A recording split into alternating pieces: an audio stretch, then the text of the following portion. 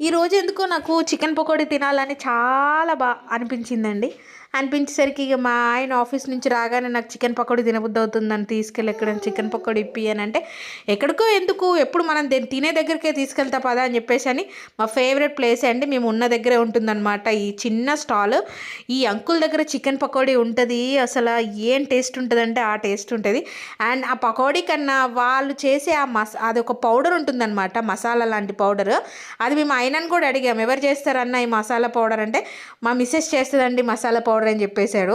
అలా చికెన్ మీద ఏపి ఆ మసాలా పౌడర్ జల్లి మాకు ఇస్తే అసలు అది ఏపేటప్పుడే చాలా స్మెల్ వచ్చిందనమాట. మాకైతే అక్కడే నోట్లో నీళ్ళు ఊరినాయి అనమాట.